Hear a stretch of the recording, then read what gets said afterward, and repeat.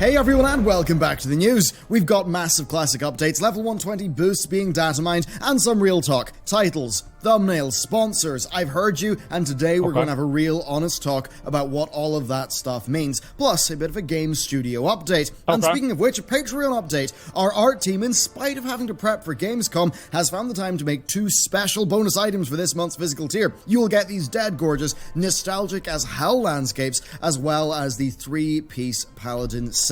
It's the best way to support our channel, and it really makes content like the complete history of World of Warcraft What about possible. the 8-piece set? Our big video went up yesterday. It's our new series, so if you missed it, be sure to check it out. We are going to watch seem that to have really loved it so far. I mean, for that series, we've got a few numbers that may shock you a little bit, and I'll get into those later. But first, let's get into our main news topic, the level 120 boost. Now, it's kind of a spicy one. So a level 120 character boost has been data mined in the patch 8.2.5 build, sort of. The only elements of it that have actually been data mined are the new zones, with there being a Kulturas and Zandalari 120 character boost area. Who gives a fuck? Now, these would, I assume, be just like the Legion airships that boosted characters will have received their training on in the past. Now, this is, of course, something that we all do expect to see eventually, but I guess there's a bit of a question on everyone's mind, given how Blizzard have monetized Battle for Azeroth more than any other expansion in World of Warcraft's history. So thank you very much, Bellular, for saying that, because some people need to fucking remember that. They've added more storm mounts into BFA than they ever had before.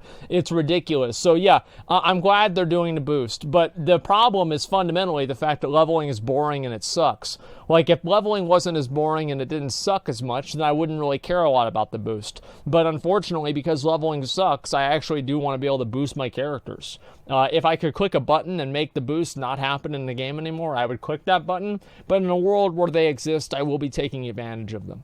That's basically the way that I look at it. I hate there are leveling suspicions that rather than having this launch with the next expansion's pre-order, that they might actually launch it a bit earlier. Now, this whole level boost thing, right? This kicked off with the level 90 boost years ago. The level 90 boost was months after patch 5.4, the final patch of MoP, and things happened in a similar manner for Legion, with its level 100 boost being available once Legion was available for pre-order. And then once again, we saw the same thing with Battle for Azeroth. So generally, the boosts to level cap, they've been available months after the final raid of an expansion actually comes out. Now, it's perfectly possible that that trend will continue. However, it is the case that, Blizzard absolutely have been monetizing Battle for Azeroth in a more heavy-handed fashion as of late, and it's also the case that the patch timings for this expansion are totally out of sync with what I have to imagine their original plan was. Because, you see, if Battle for Azeroth was So let's just ask this. Do you think that it would be better for BFA? Do you think that it would be better for BFA if, hypothetically, they introduced a 120 boost today versus 1 year from now? Which one would be better, today or 1 year from now? I'm kind of curious. I personally believe today. Yeah, I think it would be better for the game today. And the thing is that there's a lot of people that don't want to level their alts. Who cares? Expansion sucks. Well, a lot of people still play the game. Like, more people are playing WoW now. Like, and like, that's probably because mainly of Classic, I would assume. But from the people that still play retail, I've been hearing a lot of positive things about it that I haven't been hearing for a long time. I've been talking to people. I play WoW all the time, right? I talk to people about the game all the time. And I'm hearing more positive things about WoW nowadays than I've heard throughout the entire expansion. Doesn't mean the game's good, but it means it's better than it was, right? Can you watch this till after the end? Let me see what that is, Tabella. I'll have to look at it later on. I don't know what that is quite yet. Yeah, 8.2 is 20B, because the negative people quit. Well, the thing is, like, the negative people, a lot of them did quit, but they still come back and complain about every patch. There are a lot less people complaining about 8.2 than the other patches. I'll definitely say that.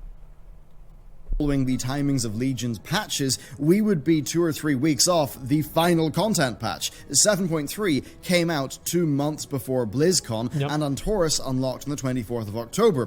Battle for Azeroth pre-order started on the 30th of January the following year, and of course that brought with it the max level character boost. Well, things are really quite different with this expansion. As I covered in this video, we're likely to have the final Battle for Azeroth raid open up on the start of January. this coming January, with the final content patch either dropping Wow. late November or early December. Now, Wow. if Blizzard's usual expansion plan is to announce it at BlizzCon and then follow it up with a release the next August, then we would be looking at the level boost being on sale closer to the raid than is normal. However, there's another option, and this is one that is fairly in alignment with Blizzard's far heavier monetization of the Battle for Azeroth expansion. They could launch that level boost in 8.2.5 or 8.3. Now, here would be their public thinking about it. BFA launch was a wash. They could even acknowledge that. 8.2 fixed a lot. 8.3 is probably going to be a really brilliant patch. So why not offer a level 120 boost to get people right into the action? Now, that would be their PR sort of announcement for. That's what it would sound like. Of course, having a level cap boost while the level cap is still highly relevant, I imagine that would be a massive moneymaker for them. Now, remember, World of Warcraft is not doing tremendously well based off subscriptions. It's doing tremendously well based off additional purchases. But it is growing in subscriptions. What if they did something like this? That if you resub to the game for the next patch, they would just give you a 120. They give you a free boost for whatever character. Do you think that would be good? I don't know. I'm thinking about that. Would that be good or not? Because here's the thing. It doesn't cost them any money to do that. I'd play. They already did that for 110. But what I mean is if they did that before the expansion is over. That's bullshit. I just resubbed. Well, no. What I mean is so if you resub, or if you do sub, if you're currently sub, just give it to fucking everybody. So that way there's no oh, I've been paying the game for this long and they don't fucking give this to me, man, but they're going to give them to all these other people. They don't even play the fucking game. What the hell is this, right? And obviously that'd piss them off. But if they just said, if you're playing on patch 8.3, boom, you get a boost. And have it be a 20-day thing, a 20-day bonus. So if you are sub to the game within this 20-day period, you get the 120 boost. I honestly think that would probably be really good for the game. And that's lost profit margins, bro? Not necessarily, no. Because the people that probably buy the boosts for their characters, many of them, I would say that a lot of people that buy one boost will probably buy another boost. And if the first boost is going to get them into the game, what if they do that first boost and they don't like the character that they're playing, and then they see another character that they like, and they can boost that one too with the money, right? So you get them coming and going. So I don't think that's the case, because you're giving them money. You're giving them something that costs you no money. They could potentially invest them in the game to give them more money later on. Yeah, it's whales. Well, yeah, I mean, of course it's whales, but I think that it works. That's the only point that I'm making here.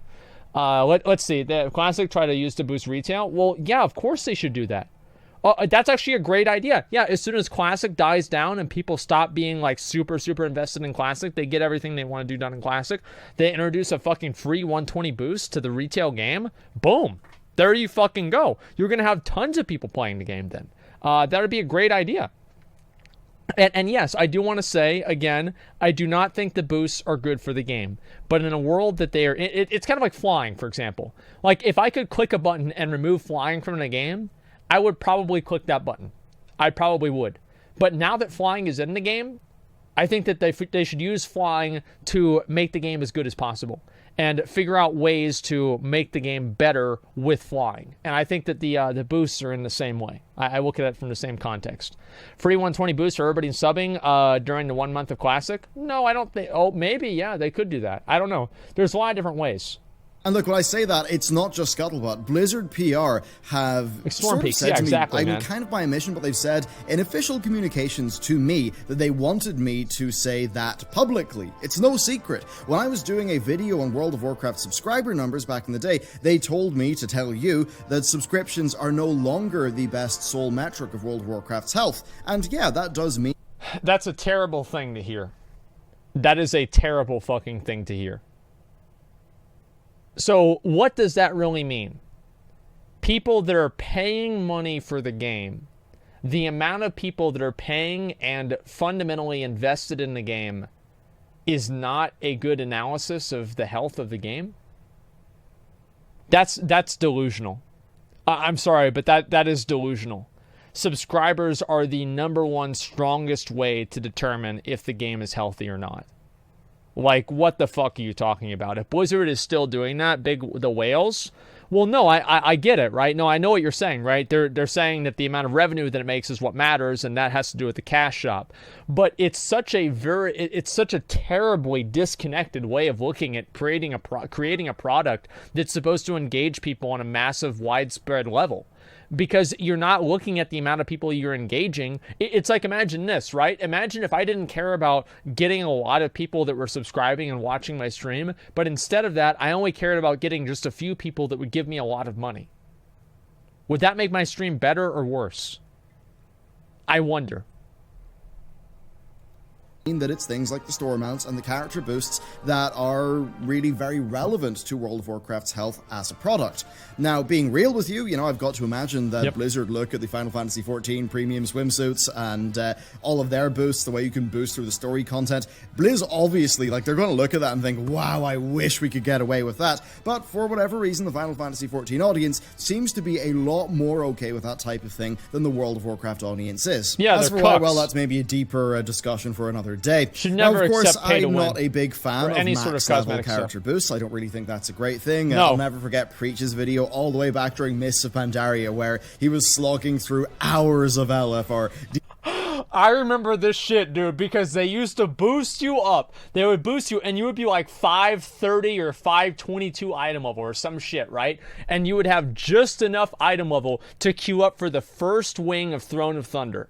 And you would queue up for that first wing of Throne of Thunder, and the half of the raid would be boosted 90. So people that had no fucking idea how to play their quest. And back in LFR back then was actually kind of challenging. And so you would try and do that, and it would just be fucking awful. You would be sitting there and wiping over and over and over and over. You'd just be so terrible. 483? I think actually you're right. It was 483. But the point's still the same, right? Whatever dungeon it was. Yeah, Darumu, they would just die constantly. I remember there was one time on the council, third boss in TOT, and we wiped like 4 times because 20 of the 25 people in that raid were boosted 90s. And they had no idea how to play their class. They were just running around hitting buttons, hoping to AFK through the whole thing. It was sad.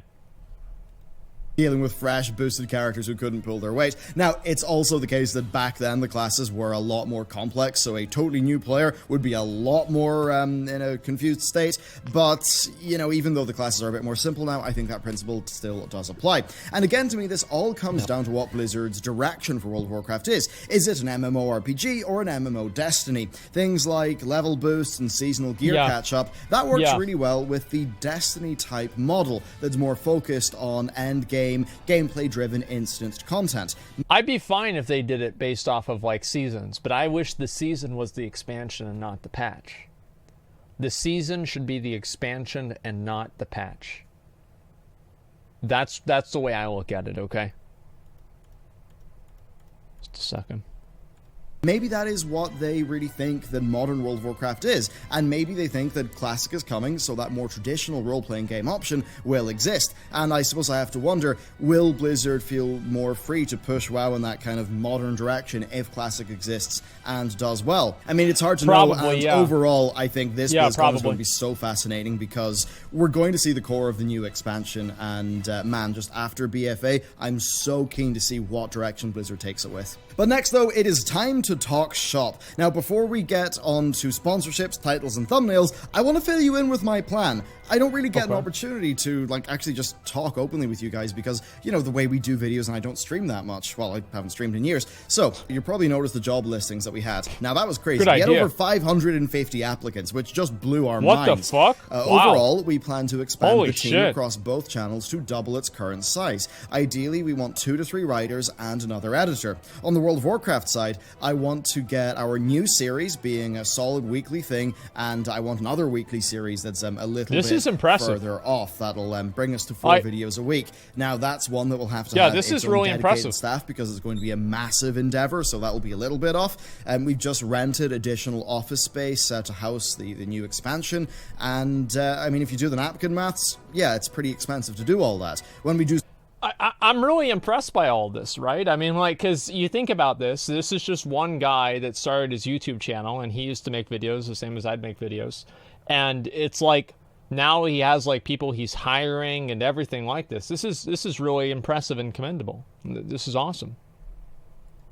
sponsorships and run Patreon, that all does go back into content development. Awesome. Like, personally, I'm making less money than I did 2 years ago, but I would not have it any other way, because I just get far more meaning and satisfaction from building something that serves people. And it's fun to walk into work every day and just see the team, you know, working and stuff and making great content. So that's really the sort of high-level plan. Let's talk about the titles and CEO. the thumbnails. So my thumbnails and titles are a meme at this point, and rightly so. I'm under no illusions as to what I'm doing there. I mean, hell, last PreachCon, Mike had me judging the clickbait thumbnail contest. Now, sure, they're spicy, and I wouldn't be surprised if it was that thumbnail making process that's left me needing glasses. But on the topic of, say, the Party Sync video recently, I agree. The original title there, that was reaching for the stars. It was a bit crazy.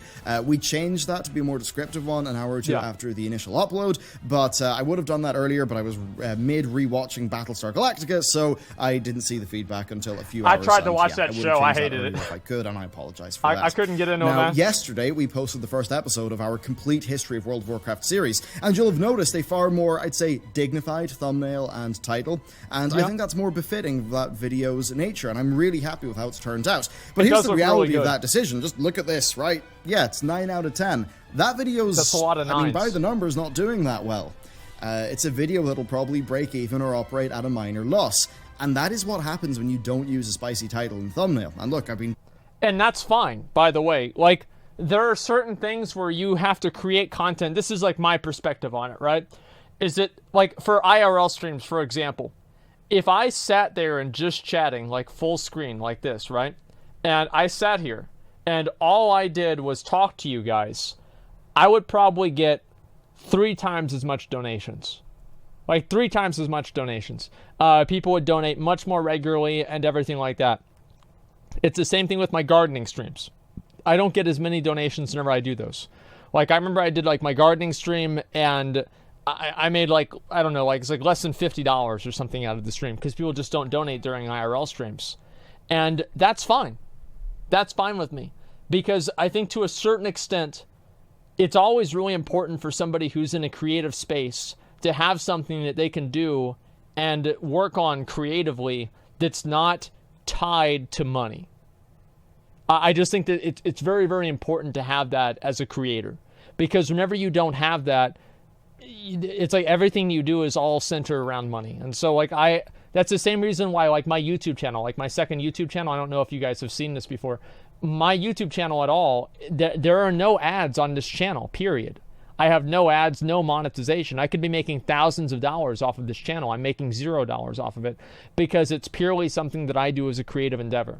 And so I'm glad that Bellular has the same perspective on that. Doing this for years, and I'm not trying to lord that over anyone, but let's just say I've done a lot of testing over that time, and that's just kind of how it is. People may say they really hate emotionally engaging titles, and sometimes I really hate them too, but at the end of the day, the clicks do happen, and if you don't do hate the player, hate the game. Someone else will use those tactics, and they'll get the clicks. That's just how it works, right? It's a sad state of affairs, but it's the reality that we live in. Now, why would a video like that break even? Well, I had Matt working on the researching and writing aspect of that one for about 20 hours. I edited it for a day and a half. Connell edited it for a day. Jess and I spent a day working on like style rules, like the style guide for the series and like the intros and stuff. John, our graphics designer, spent a lot of time working the thumbnails. And at the end of the day, that's a lot of time. What's different is that this is a series that ideally will be weekly. At worst, it'll be fortnightly. But, you know, doing that does bring its production costs. You need the team in order to make that be a smooth process and just keep the quality coming out there. Now, this isn't me complaining. This is like literally how I've set it up on purpose. This is just me explaining the cost of creating that content. And it's worth noting that things like, say, the editing times, they'll go down as that format is more and more worked out over time. You got more practice. I'm really happy for that series to even be a loss leader because I believe in that series. Long term, I think it'll do well. For anybody that doesn't know, loss leaders are things that you do basically as brand investments. You lose money on them, but they're supposed to help promote your brand in a way that's meaningful more so in the long term, right? A lot of people don't know that, but it's like a business term. Critically, it's one of the highest rated videos we've ever done on the channel, and looking through the comments, people seem really excited for the whole series, so it's clear that people love it. That's extremely motivating, and really, content like that being real, that's only possible because on the news topics and the speculation, yeah, we go hard on the titles and thumbnails. The same thing goes for the sponsors. You have to. That revenue goes into You have to. Yeah, you have to. What do you mean? Actually allows us to make that content. And really, I mean, if I look at the content we were making 3 years ago as compared to what we're making now, it's just a night and day difference. So that's pretty much what's going on there. That's my explanation of things. I'm not going to sugarcoat it. I'm just going to tell you exactly how it is, because I think, like, even if, you know, I have some of my own reservations about it and you don't like it, I think at least we can both have a common understanding of why it happens, and that's pretty much that. Now, as for the game development, man, it is going better than ever. I went blind 2 days ago into a playthrough of our Act 1 script, and yeah, there's a part of it that was just harrowing. I was blown away how well that script has came out. I could not be more impressed with just how the team have brought that all together. So we're going to Gamescom this week to meet with publishers and other potential partners, and after that we'll have to decide, are we going with a traditional publisher route, or are we going with the community and something a bit different? So there's a lot more there that I'd love to share, but I don't want to overshare too early. I want to wait until the time is right. As for what Gamescom is like from a developer's perspective, I can fill you in a little bit on what happens there. So it's going to be my second one. So if you're going there as a dev and you're not like showcasing to the public, you're going to be in the business area, so there's no public there. Now instead, that is a hall that's full of developers, publishers, middleware companies, localization companies, and far more. And then there's where they get together and they scheme. They're like, okay, we're gonna do this microtransaction and we're gonna make a box, okay, and it's gonna be 1 in 10,000 chance to get this item, but you can pay to have your chances doubled. And so it's only 1 in 5,000, but they don't know, right? See, that's what they do. They sit down there. It's basically all of them planning out how they're going to fucking make all the microtransactions. They touch base and exchange tips. To organize meetings, and just about everyone is on the app, and you get like your time slots. So yeah, we're heading over there with the Northern Irish delegation under the UK banner, and we are, you know, when we're there, we'll have access to a demo pod, a meeting space. So it's all about talking to people, networking, essentially just building strong connections with the acquisitions people from publishers, and then going home, you know, keeping that dialogue going, sending over a build, just kind of doing that. And then of course, beer.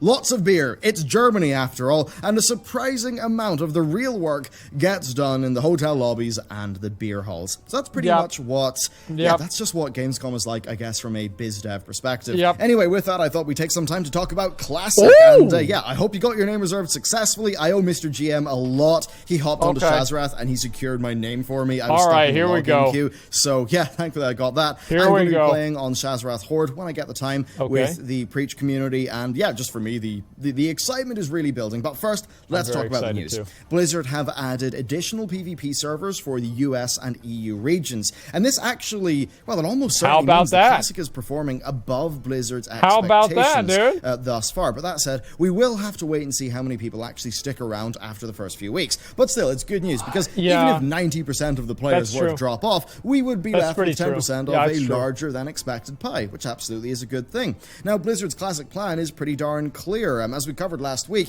it's more about re-engaging people with the Warcraft IP than like Classic being a separate product. They're really using Classic to bolster the overall World of Warcraft content offering. And I think what's going to interest me the most is the performance of the perspective phase releases. So let's just say BFA is in its end of expansion content drought.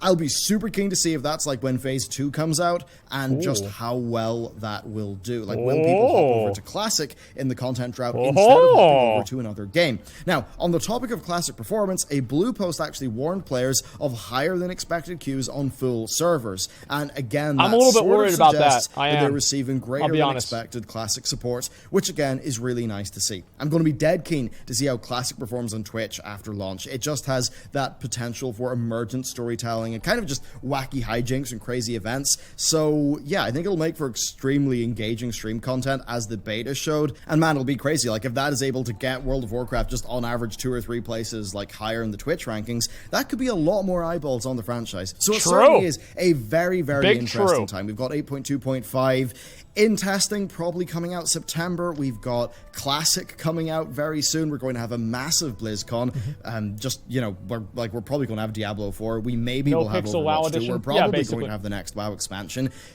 it's a pretty wild time, isn't it? So let me know what you think about all of those news topics. Let me know what you think about our plan for just the operation here. I'd love to hear your take on that, so let me know down below. And of course, if you're interested in the special thing we've got going on this month for Patreon, you can check out that link down below as well. Thank you very much for watching this video. Thank you very much for your support on yesterday's video as well. All of your comments have been super heartening. And if you've not checked it out, well, people seem to like it. There we go, dude. Doing that. Anyway, cheers. I'll see you next time.